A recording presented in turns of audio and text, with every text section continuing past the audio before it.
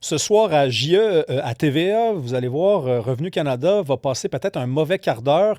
Peut-être que c'est une douce revanche pour les centaines de milliers de personnes qui ont attendu parfois 1 heure en ligne avec Revenu Canada pour obtenir une réponse à leurs questions. On en parle avec Marc Brière, qui est le président national du syndicat des employés de l'impôt. Bonsoir, Monsieur Brière. Bonsoir, M. Villemur. Là, il y a beaucoup d'informations là, qui ont commencé à sortir lorsque la vérificatrice générale s'est intéressée à Revenu Canada. Là, dans les dernières heures, on a, par exemple, calculé qu'il y avait près d'1 million de personnes dans les derniers mois qui avaient dû appeler Revenu Canada parce que leur compte était bloqué. J'aimerais ça qu'on passe au travers de toutes ces allégations-là. Je sais que vous, de votre côté, vous dites que c'est pas évident de travailler à Revenu Canada depuis quelques années. Prenons les comptes bloqués. C'est ce que TVA révèle, JE. On aurait, par exemple, 1 million de personnes qui auraient appelé puis qui se seraient fait dire votre compte est bloqué ou en tout cas, quand on essaierait d'accéder à ça, ben, ça serait compliqué. Qu'est-ce qui se passe? Ben, écoutez, il y a eu des problèmes certainement avec mon dossier.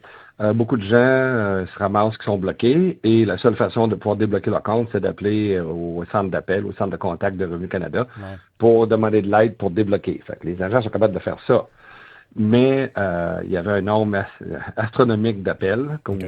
vous le mentionnez, et ben, ça remplissait les lignes pour quelque chose qui aurait pu être réglé autrement.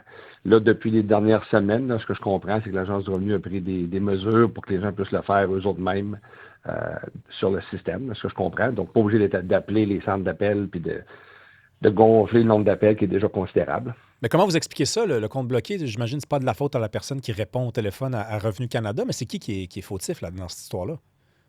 Non, de ce que je comprends, là, l'agence pourrait le dire mieux que nous, là, mais c'est que les gens sont bloqués des fois s'ils essaient de rentrer, puis après X nombre de fois, ça les bloque. Et là, pour débloquer, pour avoir accès, ben, le seul moyen, c'était d'appeler à l'agence du revenu pour demander l'assistance d'un agent pour aider à débloquer ce qu'ils pouvaient faire. Mais ce qui était, je veux dire, on aurait pu trouver d'autres solutions. Et là, l'agence a trouvé une autre solution, c'est vraiment d'utiliser là, quelque chose que les gens peuvent le faire eux-mêmes sans être obligés d'appeler dans les Ouais. centres d'appel. Et ça générait des fois jusqu'à 25-30 des appels qu'on recevait à l'Agence du revenu au cours des derniers mois. Là. OK, bien la personne, C'était il y a des gens qui nous écoutent en ce moment, M. Brière, puis qui se disent, bon, éventuellement, je vais peut-être devoir accéder à mon compte là, à l'Agence du revenu. Si vous êtes pas capable, si on n'est pas capable d'entrer notre mot de passe une fois, il ne faut pas s'essayer trois, quatre fois. Là. C'est là que ça bloque. Là. exactement. C'est OK.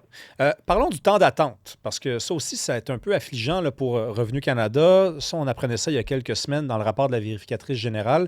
Le temps d'attente aurait doublé en 1 an. Qu'est-ce qui se passe? Ben, c'est très facile. C'est qu'ils ont laissé partir des milliers de personnes à l'Agence du revenu depuis 2023, plus depuis 2024. Donc, environ 10 000 employés depuis mai 2024. Certains dans d'autres départements de l'agence, certains dans les centres d'appel. Mais depuis mai 2023, là, ils ont laissé partir consécutivement 2 000 personnes, 1 500 personnes. Pour printemps dernier, en mai 2025, 1 300 personnes. Écoutez, c'est un nombre considérable. Là. Il y a 4 000 personnes de moins pour répondre aux appels. Puis, donc, dans la période des impôts, là, puis c'est pas juste le mois d'avril, avril, mai, juin, pour les entreprises aussi, là, des fois, on reçoit au-dessus d'1 million d'appels jusqu'à 1,5 million d'appels par semaine. Fait que ça en prend des gens pour répondre au téléphone. Fait qu'on peut pas avoir le beurre, l'argent du beurre. Puis c'est ce que l'agence a essayé de faire. Couper, couper, couper. Ils n'ont peut-être pas coupé aux bonnes places, selon nous. Ouais. Et là, ben, on a récolté ce qu'ils ont semé. Puis là, ben, maintenant, ils sont obligés de ramener du monde. Puis il en manque encore. Là, présentement, c'est la période morte. Ça va bien, ça va mieux. Mais attendez, quand ça va repartir dans quelques mois, là, Ça s'il va n'y a être le pas d'autres bordel. agents qui reviennent, ça va être bordel d'aplomb. Ouais, mais là, y a-tu moyen je sais pas, de proposer une meilleure procédure? Peut-être que tous les gens qui appellent, on pourrait les orienter ailleurs, un courriel, une messagerie, une façon autre d'entrer en contact avec vous, parce que si on n'est pas pour engager, parce que là, j'ai vu le budget de M. Carney, pas sûr qu'on va engager du monde à Revenu Canada, moi. Donc, dans les circonstances actuelles, la conjoncture actuelle, qu'est-ce qu'on peut faire pour améliorer le service? Bien, écoutez, ils doivent réallouer des fonds aux bonnes places. S'ils veulent couper, il y a d'autres endroits qui n'ont pas coupé. Il y a bien des gens en contrat. Il y a bien des gens là, qui pourraient couper aussi, des fois même dans la haute gestion. Ils coupent toujours les gens qui donnent le service de première ligne. Mais pour revenir à votre question, là, il y en a des solutions. Je les propose à l'Agence du revenu. Puis je les propose même au bureau du ministre Champagne et du secrétaire d'État Long. C'est Mhm. de ramener des comptoirs de services en personne à l'Agence du revenu du Canada qui ont été coupés en 2013. Parce que des cas, là, quand il y a des gens qui ont plusieurs questions ou des cas complexes, là, c'est pas évident au téléphone, puis ça prend pas 15 minutes puis 10 minutes. Ça peut prendre une demi-heure, trois quarts d'heure. Fait que, et on a des problèmes parce que les gens sur les lignes, nos membres, se font donner de la pression comme vous n'avez pas d'idée pour tenir les appels le plus court possible, puis passe au prochain, puis on voit ce que ça donne au niveau de la qualité des appels parfois, et des réponses. Ouais. Il y a des solutions, mais ils peuvent, oui, avoir aidé les gens, peut-être à les rediriger. Mais à un moment donné, c'est une question d'impôt, là. Ben, c'est une question d'impôt. Ouais, mais Et c'est pas vrai que c'est un robot ou l'intelligence artificielle qui va répondre à des questions complexes d'impôt, là. C'est utopique de non, penser ça. non, mais je vous suis. Puis de toute façon, c'est pas moi qui vais vous obstiner là-dessus. J'aime mieux parler à un humain que parler à un robot. Mais M. Brière, là, vous dites baisse de 40 du nombre d'employés dans les centres d'appel entre mars 2024 et mai 2025.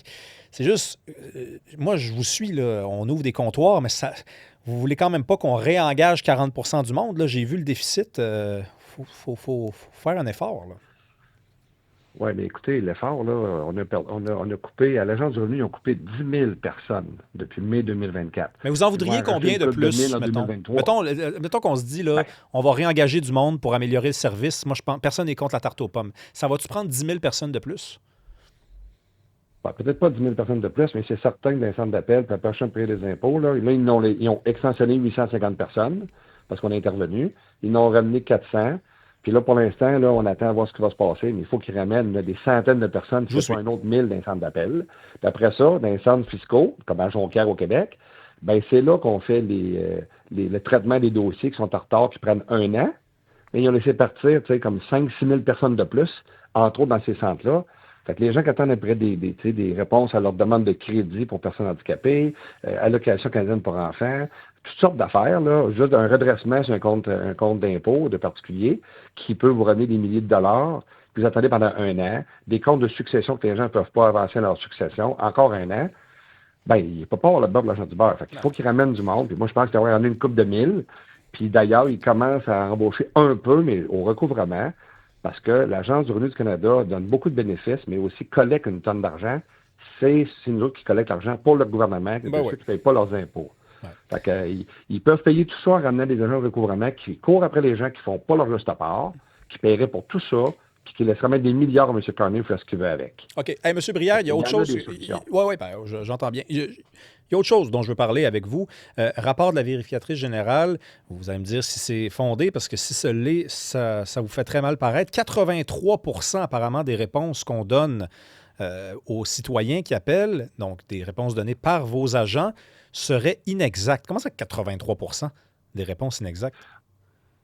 Écoutez, je ne commencerai pas à m'astiner avec la vérificatrice générale, là. On est d'accord, grosso modo, avec les conclusions du rapport, sauf que les gens prennent toujours ce chiffre-là, que 17 des réponses qui sont bonnes. Là. Ça, c'est pour les questions, pour les particuliers, pour une question générale. Ouais. Mais si vous regardez, quand ils parlent des questions spécifiques sur votre dossier, là, ça monte à 80-90 de bonnes réponses.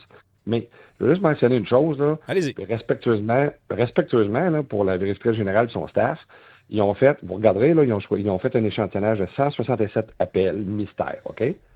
Pendant la période des impôts, du mois de février au mois de mai 2025. Pendant ce temps-là, vous pouvez demander à Revenu Canada, là, on reçoit entre 1,2 et 1,5 million d'appels par semaine. Fait que la période qu'elle a pris, là, on a reçu peut-être au-dessus de 10-15 millions d'appels, puis l'échantillonnage est 167.